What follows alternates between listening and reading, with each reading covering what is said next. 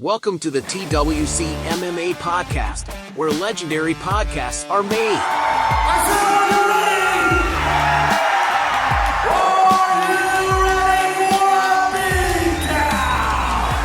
Tyler, J.J. Stevenson, they actually had to bring in security. They were trying to fight at the weigh-ins. Oh, I'm definitely ready.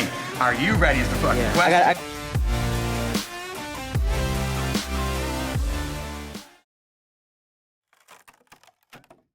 This episode of the TWC MMA podcast is brought to you by Sonky USA, Advanced Biotechnology in Nutrition. Thank you, Ads, for introducing our major sponsor, Sonky Global.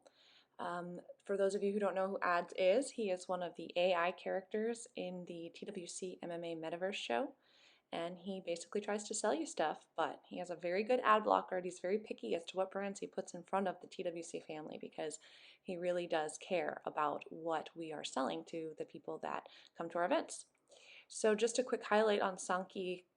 Essentially, it is a biotech nutrition company, and they have created an incredible supplement that our fighters are going to be able to gain access to. And they've built their entire company on the Bushido code, and they really are championing health and wellness, and they want to assist our warriors in being their best selves. And so it's a very honorable mission of theirs, and it aligns so well with what we're doing over here at TWC. And Christina, who is their global chief project manager, is actually coming on board as an advisory board member for TWC in a wellness capacity. So that's really exciting. I've been working with her for a couple weeks now, and I can't wait to see what we're able to do for our warriors with Sonky's proprietary supplements.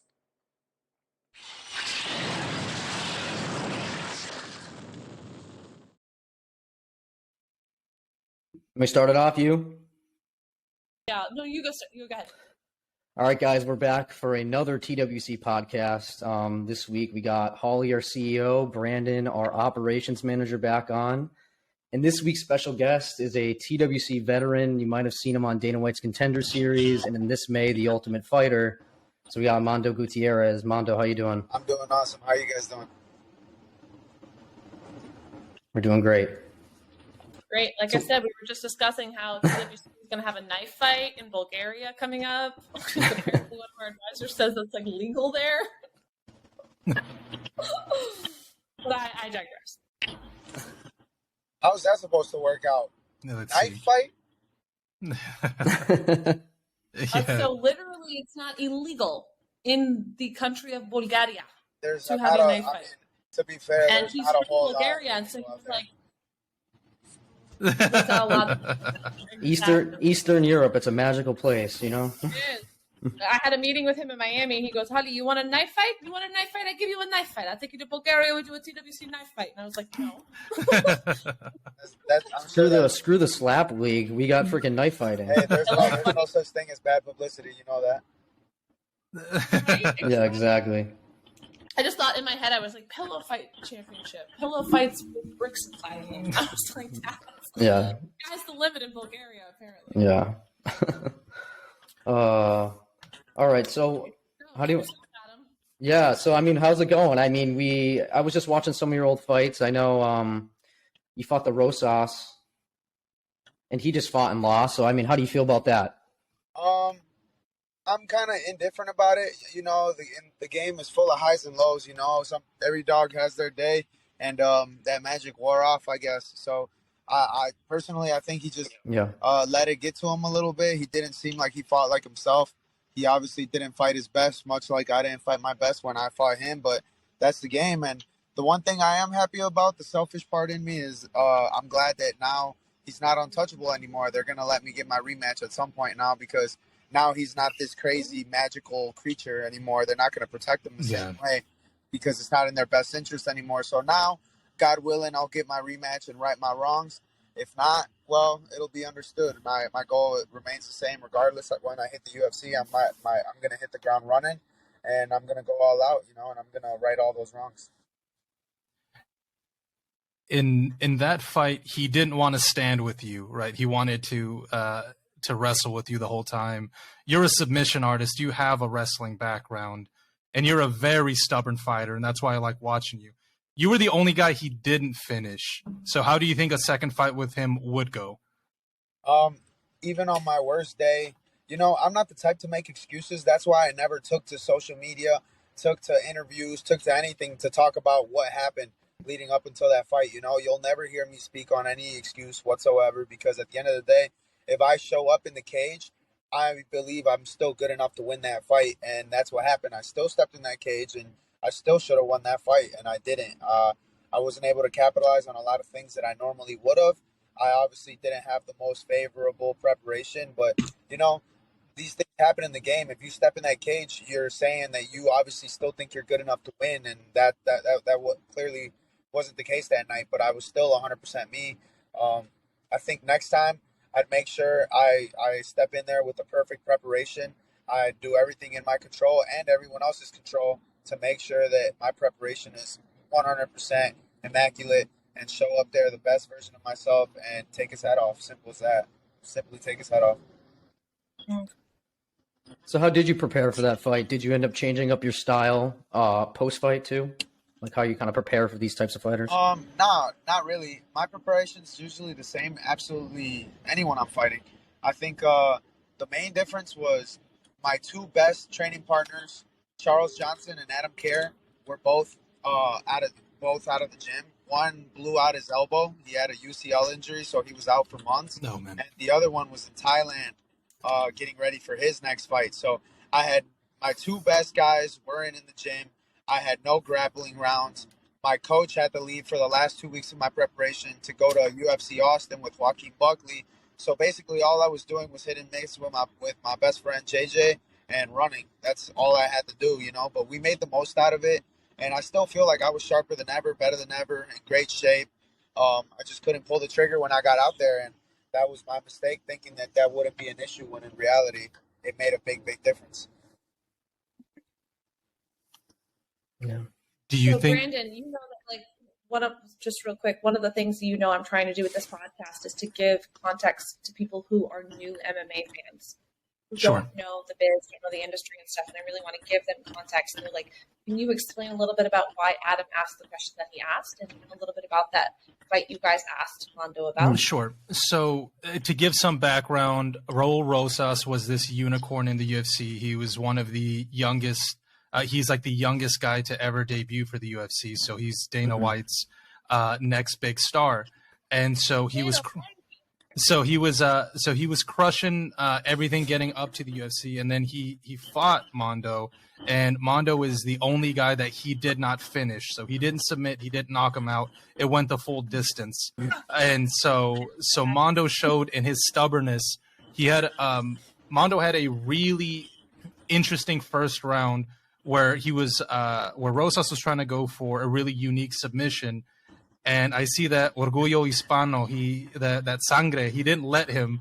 He got out of it, and he controlled half of that fight. So while I don't agree with it being a unanimous decision, it was still a very tough fight, and that's why this is such a big deal to speak to Mando about this, because it was a tough fight, and I know that you learn a lot more from your losses than you do your wins. How do you think that helped you kind of readjust your mindset, Mando? I think the biggest difference is it really helped me realize that, this isn't a sport, this is a fight. And I've always been the grappler. I've always been the guy that goes in there and imposes my will and gets the fight to where I want it to be, which most of the time is the ground. And I realized there's no pride in that. There's no value in that. I think there's no way he walked away from that fight and was proud of that performance. One, because he couldn't finish me on my worst day. And two, because he did absolutely nothing to me. I walked out that fight the same way I walked in. I could have fought again immediately after. Literally seconds later, I could have went in a whole other fight. And it wasn't that I was tired. It wasn't that he did anything to me. If you watch that fight, it's clear as day that he did everything in his power to not fight.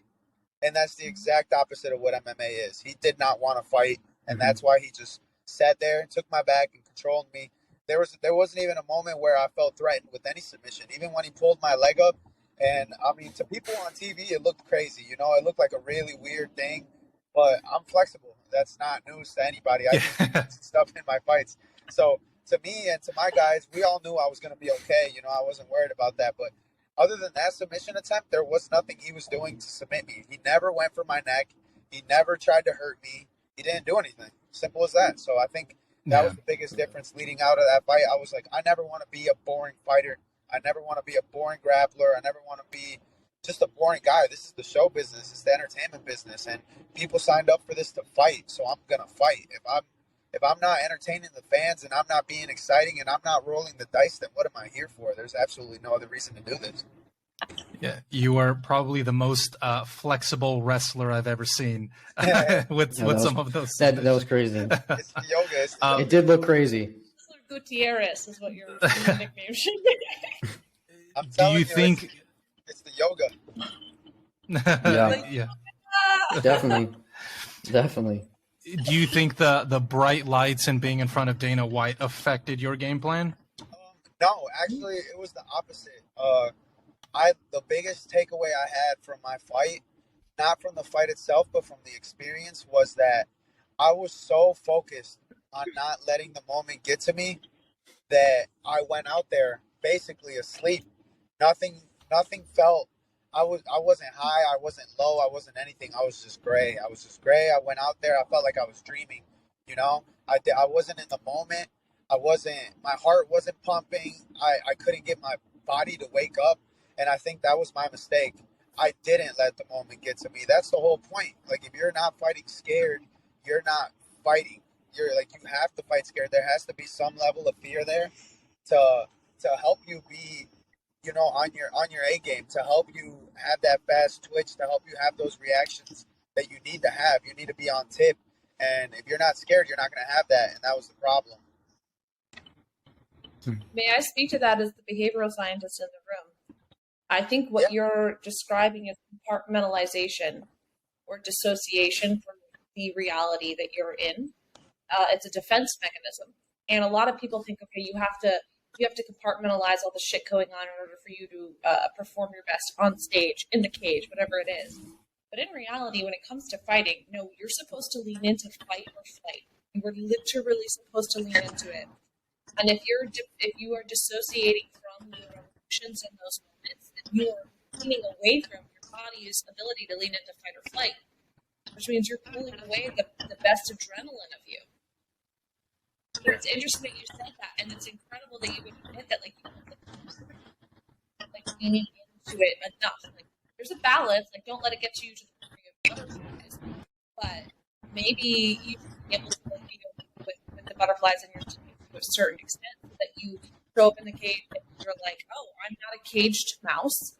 Like, I'm an animal and I'm allowed to go full force here, and that requires your system to be able to go into fight or flight. So yeah, it's interesting that you said that you felt like you dissociated a little bit, which means in your next fight within the bright lights and under like a multi-million-dollar contract, which I know you're going to grow into. I know you are. You can see that leaning into the emotions of the moment is probably better than dissociating from them. Absolutely. I think right as soon as that fight was over, even before the fight was over, while it was going on, I knew, because going into that fight, I was expecting that when the ref said go and clapped his hands, that it was just going to magically turn on, and that's not how it happens. You're supposed to let the moment engulf you. You're supposed to feel a fire inside of you that's just ridiculous, and it's impossible to overcome, you know? That's the whole point, and I knew that, and I knew that was my mistake. So right after that fight was over, like as soon as that fight ended, I said, I want to do this again because I know how to fix this problem that I just had. And I went back home, I stayed in shape, and 2 weeks later, there was a random fallout in a fight, and I took the fight against a tough guy on a week's notice, and I went out there, and I was 100% present in the moment. I was completely focused on everything, and I actually found my new routine, like how to keep myself in the moment. Look at the lights, look at the stairs, look at the people, pay attention to everything. I literally, I play it back to myself in my head. I talk to myself. I'm like, okay, this is the ref you have. This is what coach is wearing. This is what your gloves look like. I just look at myself and talk to myself, so I'm 100% in that moment. And I went out there and took that dude's head off in a minute. So that's like, I was like, maybe this works. And then being on the Ultimate Fighter, same thing. I went into it with the utmost confidence because I know that if I'm at 100%, there's nobody on this planet that can beat me. There's just not. Adam, I want you to see that, like, this is probably, I mean, you have listened to 1,000 podcasts. You have been following MMA for a long time as a fan.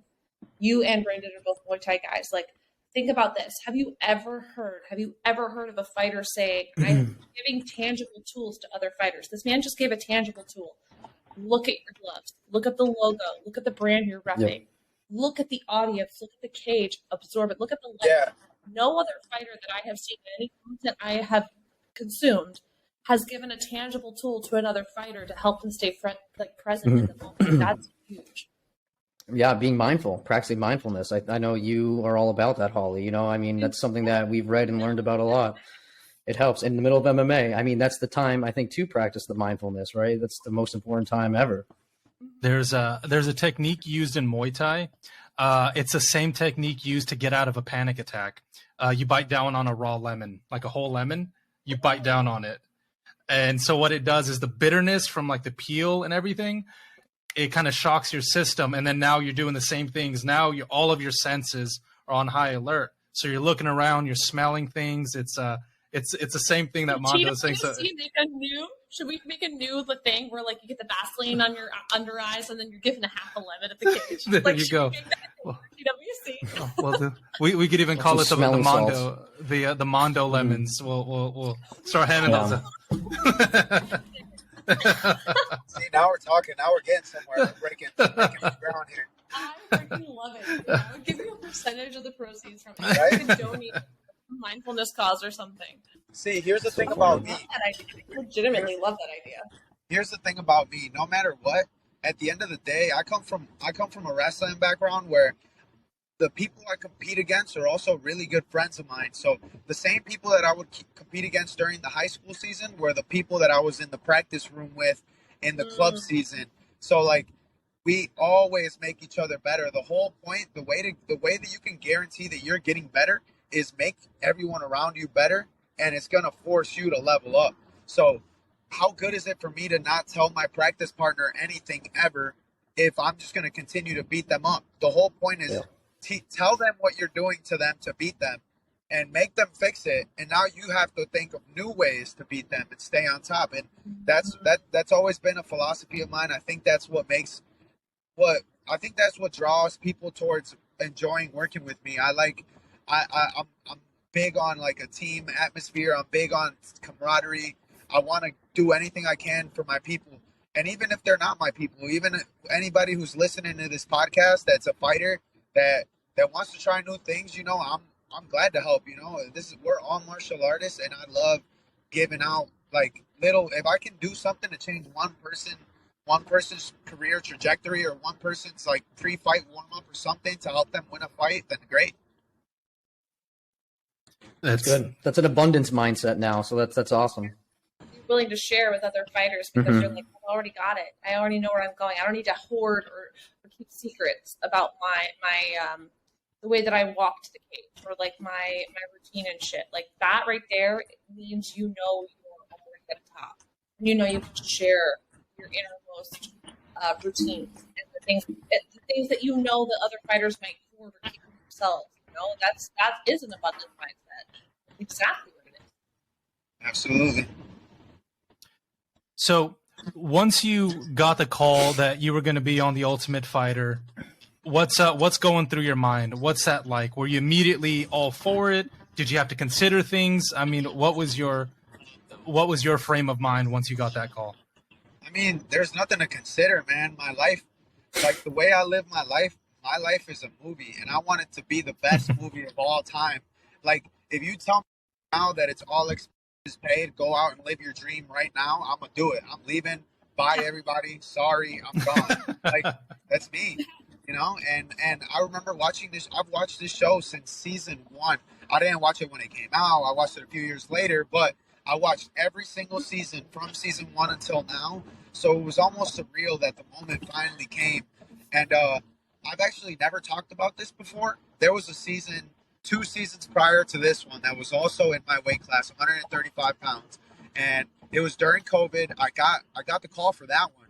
And they ended up demoting me to alternate last minute and didn't even get me on the show, and I was so heartbroken. So when the opportunity came for this one, I tried to stay real low. I tried to not get my hopes up or anything, because I know that, you know, this fight game, it doesn't always love you. So as much as I love it, it doesn't always love me back. So I wanted to make sure that I was in a position where I wouldn't be, you know, I'd be more indifferent about it, you know.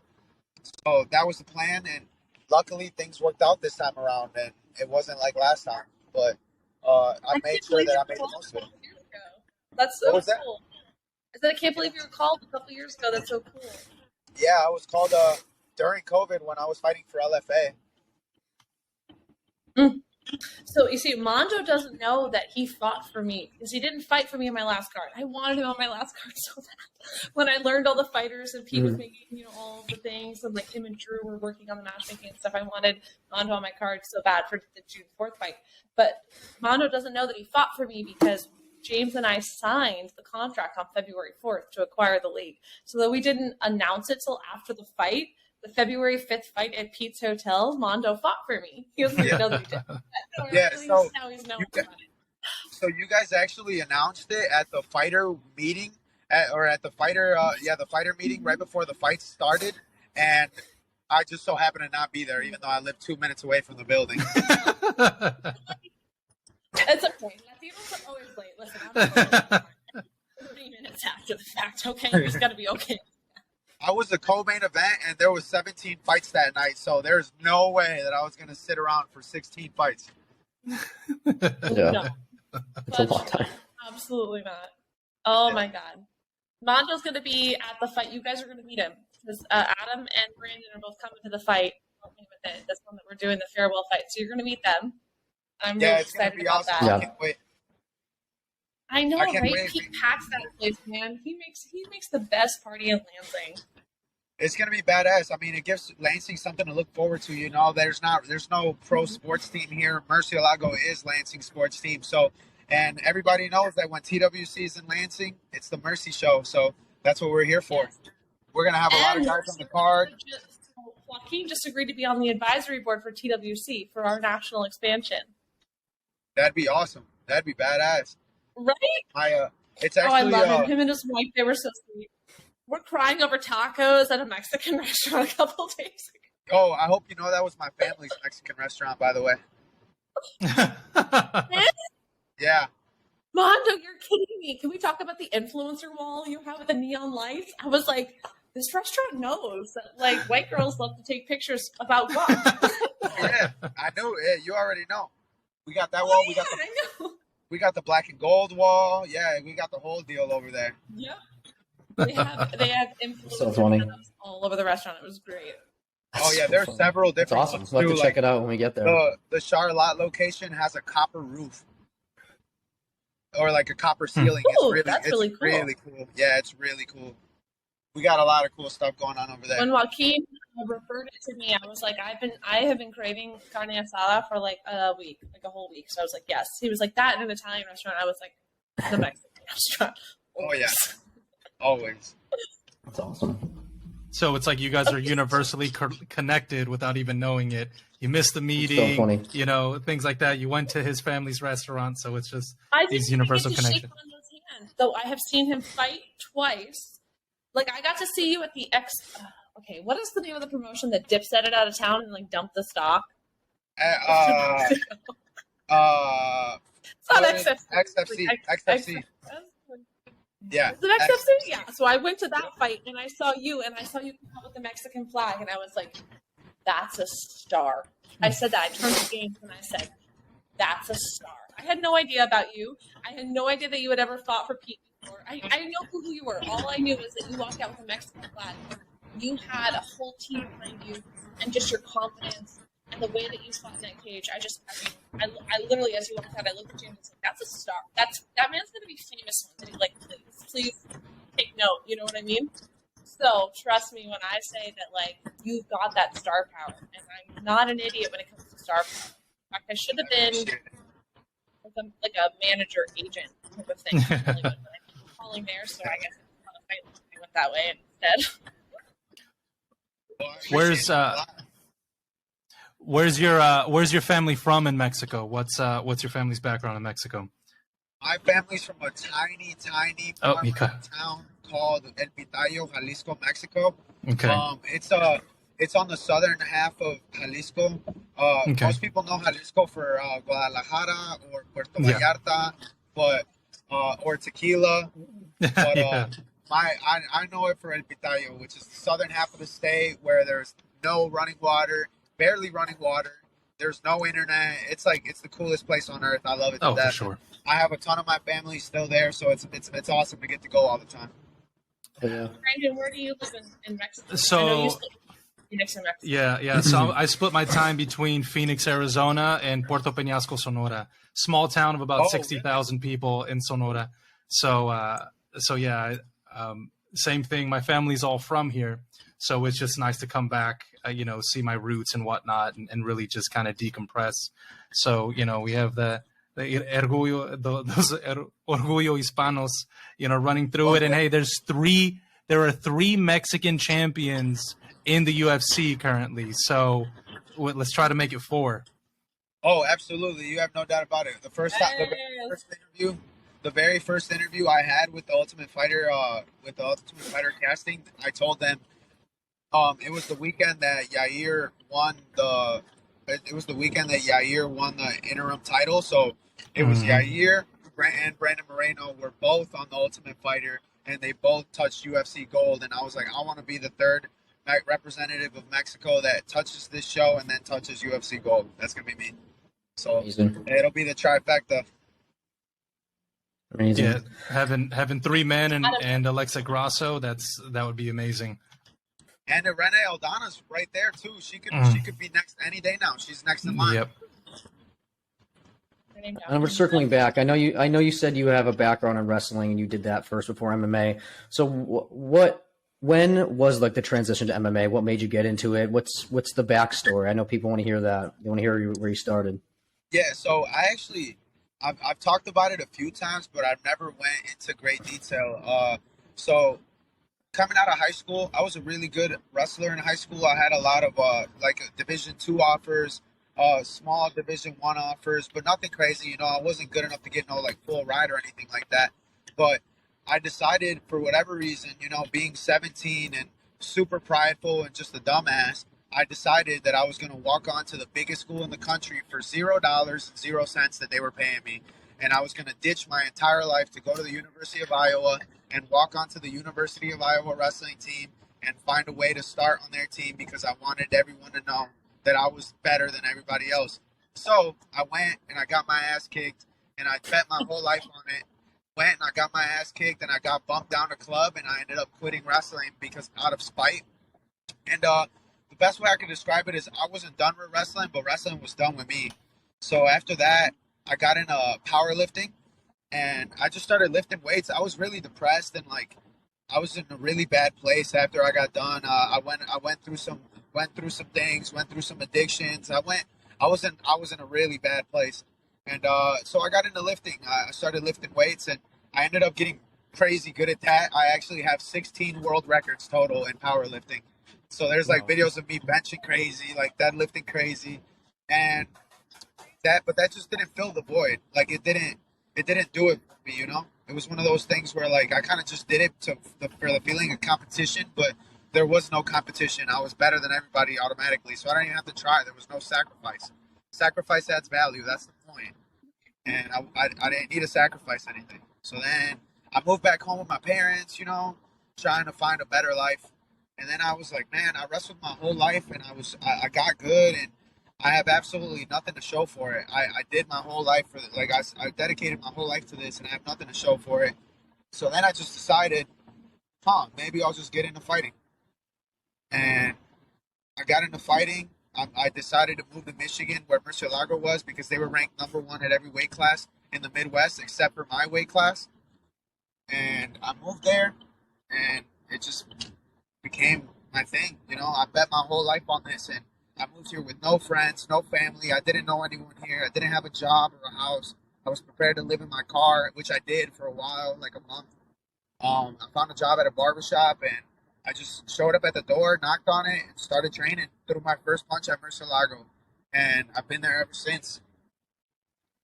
Wow. Adam, would you speak to if you wouldn't mind, only actual skills, which is not to What was that? your struggle?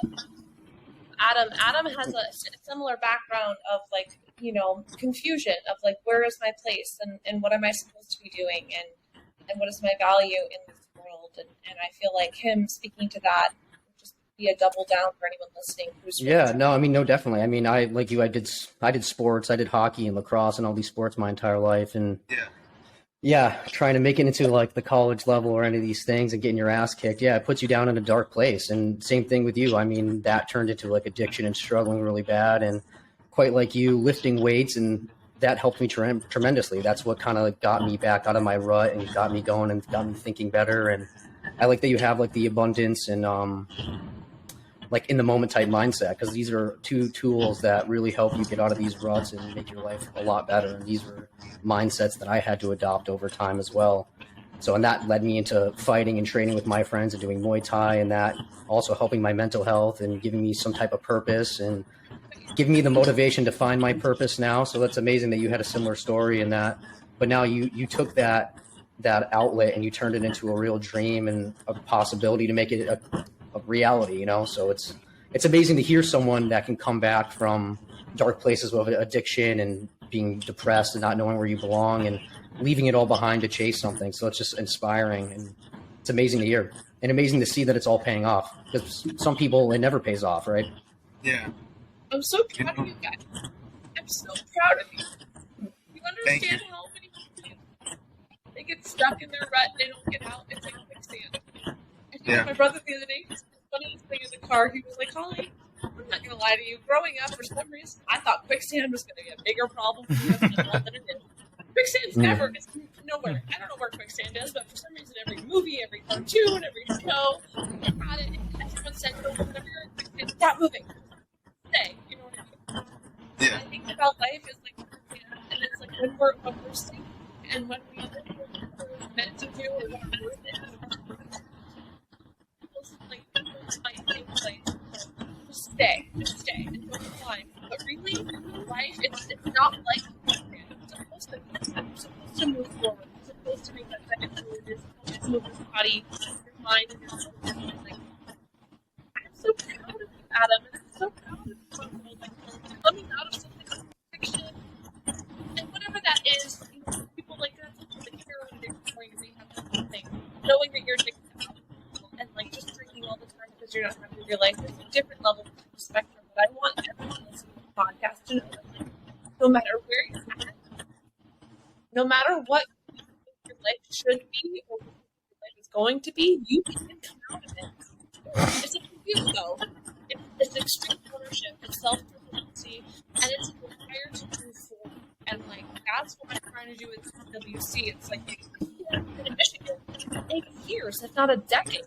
They have not given around anybody.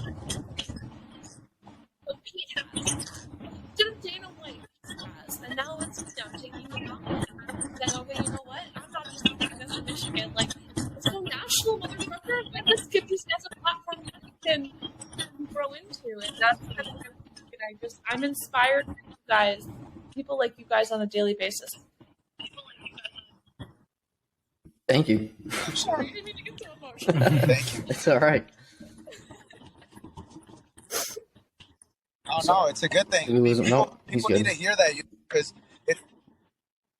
it's really easy for people to assume that they're the only ones going through something, or they're the only one that has that type of situation on their hands. But in reality, everybody has their own story. Everyone has their own timeline, and everyone has their own trial and tribulation. So, I mean, you're not alone when you're going through things.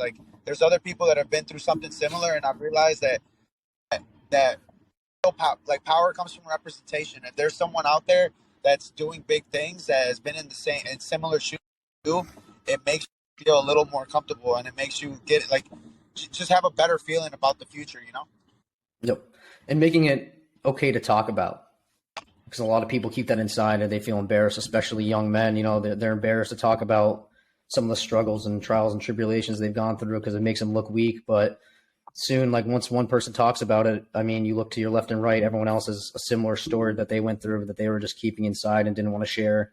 So it's nice to have people share it and have like that universal acceptance. That's okay to like talk about these things and help motivate people to get better. You know, on Absolutely. that, if you don't mind, I'm just going to speak to this. I don't remember the name of the athlete. I wrote about it in James's book, the book that him and I co-wrote, and I can't remember the name of the athlete.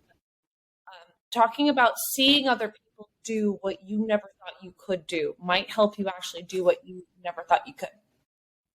So there was an athlete, a marathon runner. He was a runner with the Olympics, and no one had ever beat the world record for running a marathon in a certain amount of time, right? And then, or like a sprint or whatever it was. It was like a certain amount of time you had to run, and you had to do it in a certain amount of time, and no one in the universe had ever beat this guy's record. So this guy beat his record. Once he beat his record, I mean, we're talking a decade of nobody being able to beat this guy's record, and then 10 years later, someone finally does. And within the 10 weeks following, 3, 4, 5, 6, 7 people beat the guy's record. This is back in the 90s. That's not. What it says is that as a human, I can see that my possibility is XYZ, but XYZ is denoted by other athletes or other people that are performing at that level. And once I see that they can do it, well, then why can't I? But if I can't see that they haven't done it, in my head, it's hard for me to reach that goal. So like you said, Mando, it's like you being a unique person in the UFC with your ethnicity and your background, and you weren't handed everything, and you've worked your way to the top, and you beat records, and you're going to continue to beat records. Like, it really comes down to we can do what we see as possible. And so setting up a role modelship for young guys coming up in the wrestling community and people that are looking to MMA for a career in the future, that's your job now. That's your job now, is to set the precedence that you can do it too. Absolutely. So one of the things that I'm really interested in knowing your mind frame on is in your weight division as a professional bantamweight, that is the most stacked division in the UFC. And, you know, kind of piggybacking off of what Holly just said, you've seen other people have great success in bantamweight, but it is the most stacked division in the UFC. So how does that kind of change for you in what you hope to accomplish there? Honestly, there's nowhere I'd rather be. I've been in the hardest weight class in wrestling for whatever reason, and now I'm in the hardest weight class in fighting. And I think it just raises the bar, you know? I'm in this sport, like I said earlier, I'm in this sport to roll the dice. Like, my life's a movie, and I want it to be the coolest movie ever. If I'm going to win a belt, I want to win it in the hardest weight class, in the hardest division. I want to have the hardest fights, the best fights, because if I can take a hard fight and make it easy, then now we're really talking. Now we're doing something serious, you know? Yeah. And that's what I want. I want to prove everybody wrong. I want people to doubt it. I want people to be motivated. I want to do just big stuff, big time. Who are you excited to fight most in the bantamweight? Honestly, I think most of those guys are going to be whittled off by the time I climb up the ranks, because it's going to take, you know, a couple years to get all the way up. But I see Aljo still being there for a couple more years, but I honestly see him losing to Henry. Obviously, a dream fight would be fighting Henry, just because I look up to him so much as a martial artist, and he has the best mind in the game. But I feel like Chito Vera would bring out the best in me. That's the most violent dude in the entire UFC. That's the toughest dude in the entire UFC. In my opinion, the most violent. He's awesome, man. He's awesome. And I think me and him would just be a crazy, crazy show. Listen, this is all I have to say. I am still learning so much about MMA, and I am not afraid to say that. I'm learning all the names, I'm learning all the players in the space. I'm learning. But if I know the name of the guy, that means that that's a pretty big guy, because I know the name of the guy. Yeah. So, yeah. Chito Vera's an animal. I'm like, what? Oh, yeah. Amazing. I love it, though. So, okay, so I go ahead. Pull up if you guys don't know. So our biggest sponsor is Sankey Global. They are a microbiome supplement, so they provide like a probiotic basically, and They have the last standing samurai on the planet on their executive team. She's a samurai lineage, yes. So anyone could go and train as a samurai, but to be a part of the genetic lineage of like samurais that married samurais and have babies, like she's it. It's a she too, which makes me so happy. And she's on the executive team. I know, super cool, right? So they're Sanki Global, and I love them. You're going to get a shit ton of free supplements, by the way. You're going to get like a huge box shipped to you. You're going to be overwhelmed with supplements in the next 2 weeks. But what I love about their executive team is that their CEO stateside for USA is a Mexican, and their global CEO is also a Mexican. And I heard their CEO, their American CEO's story. His name is Jose. And he told me his whole journey. He was like, when I was 11 years old, my mother was a cake baker. And I used to go to all the little, students in the school that I was in Mexico, and I would sell my mother's cakes to my friends' moms. Then I would deliver the cakes when I went to school, and we'd make some money. And then we decided we wanted to start making shoes. And then we started selling shoes. And then after we started selling shoes, we made some money. We had enough money to send me to America for college. And then I went to college and I became a business administrator. And after I got my MBA, I started this company with this scientist. Now he's like literally rags to riches, like poorest little city in Mexico, selling cakes to his mom, like his children, like his best friend's moms for like 30 pesos, right? And now he's an international multimillionaire. That's incredible. I know. And so when I told him about you, he was like, I want to meet Mando. If I am sponsoring you, I want to meet Mando, because it sounds like he also cares about his history, his patronage, his historical family lineage, and like he didn't just get it handed to him. It came out the mud, Yeah, absolutely. And that's the thing. Like I'm first generation, so I'm really proud to be in the position that I'm in, because a lot of people like me are 100% Americanized and forget their roots. And that's not, to me, that's not good. You got to be proud of where you came from, especially for me, because my parents, like, they moved here without a lick of English, no money. They risked it all to be here. So it's nothing for me to go out and shoot for the stars, because they did it with a hand tied behind their back. So why wouldn't I not be able to do it? Able-bodied, knowing the language, knowing everything having everything at my disposal. How could I not? No, it's true. Oh, I love that. So I plan to introduce you to them. They're looking to make you potentially the face of it. I mean, like, that'd they be put awesome. You on their cereal box. I'd love to meet them. Absolutely. Cereal, but they sell supplements, so they want you on the supplement box.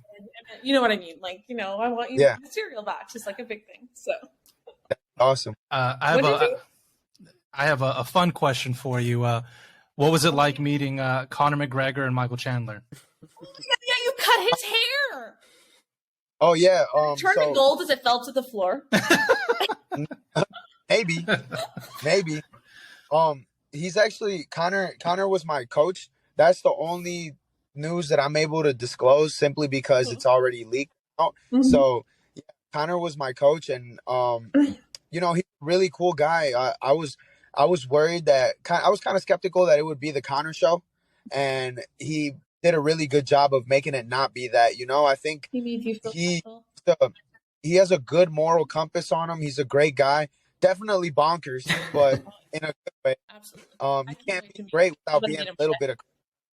You don't achieve that level of greatness without being a little crazy. Yeah. That's why on the TWC MMA website, if everyone here listening goes to twcmma.com, there's a scrolling font that goes through the website, and it goes, "We are all mad here." Because you're crazy if you're an MMA fan. You're fucking crazy. Absolutely. Let's be honest. 100%. Yeah. It doesn't mean that we're psychotic. It means that we're just crazy, and we love crazy, and we act crazy, and we move through things with reckless abandon. It just means that we're passionate, Exactly. So I noticed that on the last Ultimate Fighter, when he and Uriah Faber were the coaches, I earned so much respect for him as a coach, just seeing him talk to his fighters, training them, what he put them through. I seen that he was a real human being and not just the Conor show. Do you know that you have the same ape index as Conor? So for those of you that don't know what an ape index is, ape index takes into calculation how tall you are in inches, and how big your reach is. And you have a +5 just like Conor does. Are you the next Conor McGregor? Are you the next Conor McGregor? Am I going to market you as such? I think I'm going to market you as such. Let's put it this way. He's a southpaw. I'm a southpaw. Hey! That's awesome. We just, you'll see the dynamic that him and I had on the show. Yeah. And give you a lot more. Yeah, let's just put it that way. It'll give you you guys will see. It's cool. I was really glad to have met him. It was a huge blessing to have him around and get to learn from the best. He taught me a lot. I feel like he really took me under his wing.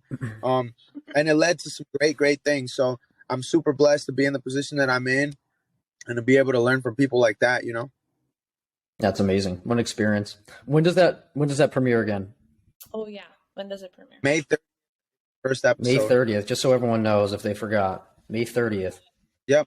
Looks like On ESPN. We might be ending your drive, so we don't want to keep you anymore. But I do need to just shout out our sponsors, Sanki Global, and they are so proud to be the sponsor for this episode of the podcast, given that Mando flies the fucking Mexican flag when he walks into the cage, and that's absolutely exciting. And our secondary sponsors, Cheeto Tequila Seltzer, based out of Florida, proud Mexican brand as well. They can't wait to meet Mando and just get behind him full force. We're putting a mariachi band in the middle of the cage at one point with them. I know, I'm so excited. It's going to be so much fun. So yeah, I just want to give a shout out to those sponsors that have brought this episode into fruition. And Mando, you have been incredible. And so sorry we had to mix up with the scheduling, but damn, I am so happy that you were able to get on and answer our questions. And Brandon, Adam, you're incredible. Thank you so much for hosting this podcast. One more thing, we can't forget TWC 101.5, May 13th, Lansing, Michigan. Yes, tickets. Some up and coming fighters. We've got this on lock. I am so excited. Tickets and pay-per-view, links in the bio. Yes. Guys, there. You got some big name guys from our gym that are going to be in there. Mercy's just some A game right there. He has. Murcielago definitely comes through and makes their presence known at the TWC cage every single time. So we're super excited to be there, and we love you guys giving us the opportunity to shine. You know, that's where I got my start, and that's where all my boys get their start. So, you know, it's a big deal for us to be there representing. So it's going to be awesome, and I hope to see everybody there. Thank you guys for the time. Thanks for the podcast. The question was great. Yes, it was absolutely nice. Excited to see you there. Pete told me to tell you that he says hi. Okay. Awesome. Thanks. Bye. See you guys. Thank you.